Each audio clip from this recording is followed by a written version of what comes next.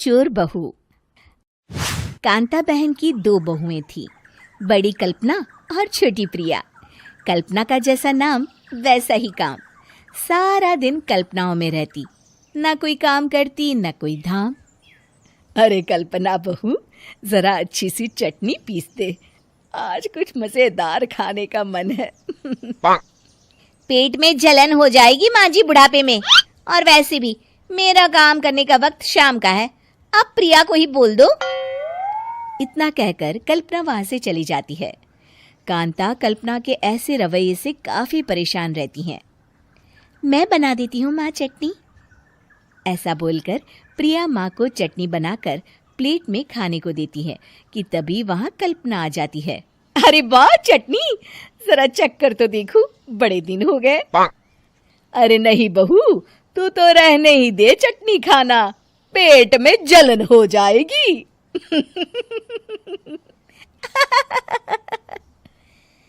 इतना कहकर कांता और प्रिया दोनों हंसने लगते हैं। कल्पना सारा दिन या तो मोबाइल में यूट्यूब देखती या फिर सोती रहती। उसका कमरा भी बिखरा और गंदा रहता। एक दिन कल्पना का पति अशोक उससे कहता है, अरे कल्पना, जानवर भी उस जगह को साफ कर लेता है जहां वो बैठता है, तुम तो इंसान हो, कैसे इतने गंदे कमरे में रह लेती हो? देखो सारा सामान यहाँ वहां बिखरा पड़ा है। ज्यादा अपनी माँ का बोल ना बोलो। हाँ, कमरा तुम्हारा भी तो है, गंदा लग रहा है तो साफ कर लो। पता नहीं तुम्हारे साथ मैं कैसे जिंदगी बिताऊंगा। इतना कहकर अशोक वहां से चला जाता है। कल्पना बस खाना खाने कमरे से बाहर आती और फिर से कमरे में चली जाती। इससे कांता बहन काफी परेशान रहती। एक दिन प्रिया कांता से कहती है, माँ, मैं सारा दिन काम करके थक जाती हूँ, आप कल्पना दीदी से कहिए ना कि सुबह और शाम का काम बांट ले, मैं तो अब सिर्फ एक वक्त का ही काम करूँगी। हाँ। अरे तू वो भी ना करना, एक बहू तो कामचोर थी ही, दूसरी भी आ गई काम ना करने के बहाने लेकर। तभी वहां प्रिया का पति रमेश आ जाता है। माँ, मैं देख रहा हूँ भाभी कोई काम नहीं करती, प्रिया सारा दिन घर और रसोई का काम करती है, अब कुछ करो ना माँ। कांता मन में कुछ सोचती है और कल्पना के पास जाती है। कल्पना फोन पर मेकअप करना देख रही होती है। कल्पना, तुम सारा दिन बस मोबाइल देखती हो, घर का कोई काम भी कर लिया करो।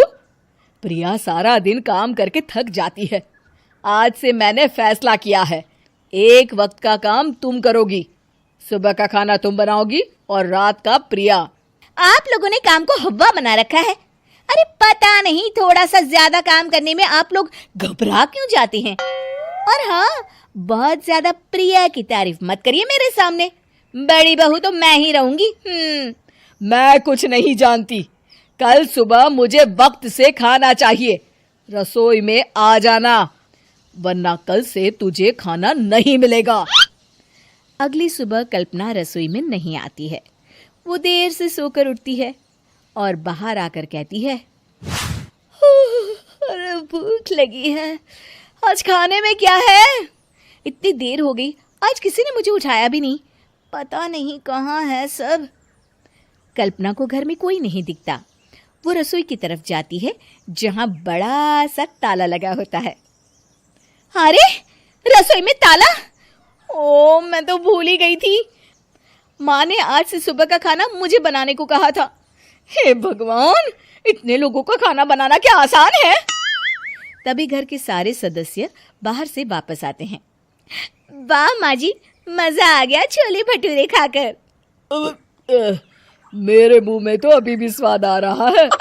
अरे कल्पना, तेरे भरोसे रहते तो हम तो भूखे ही रह जाते। कल्पना को बहुत गुस्सा आ जाता है। अब बहुत हो गया, आज से मैं अपनी रसोई अलग कर रही हूँ, मैं अपना खाना खुद बना लिया करूंगी। कल्पना अपनी रसोई अलग कर लेती है, पर आए दिन उसका देर से उठना और काम न करने की आदत से वो भूखी ही रह जाती थी। उसी के सामने घर के लोग अच्छे अच्छे पकवान खाते और कामचोर कल्पना को जैसे तैसे ही खाना बनाकर खाना पड़ता। पर एक दिन तो हद ही हो गई। माँ, दीदी आज सुबह से कमरे से बाहर नहीं निकली, हमें जाकर देखना चाहिए। सो रही होगी कामचोर कहीं की, पर तुम कहती हो तो चलो देख लेते हैं उसे।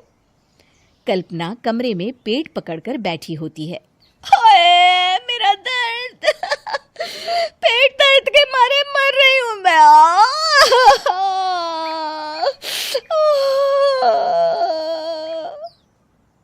अरे दीदी, क्या हुआ? पेट में दर्द क्यों हो रहा है? डॉक्टर को दिखाया आपने? माँ, कल्पना खड़ी होती है और माँ जी के पास आती है। मुझे माफ कर दीजिए, अब से मैं सारे काम में मदद करूंगी, कभी आलस और काम चोरी नहीं करूंगी।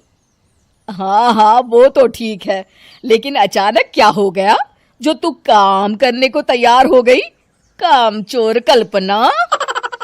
माँ, लगातार बासी और उल्टा पुल्टा खाना खाने के कारण मेरे पेट में इन्फेक्शन हो गया है। काम न करना पड़े इसलिए मैं 2 दिन का खाना एक दिन ही बना लेती थी। बासी और खराब खाना खाने के कारण लेने के देने पड़ गए।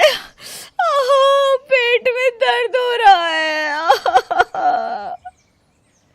चलो अच्छा हुआ, देर आए दुरुस्त आए।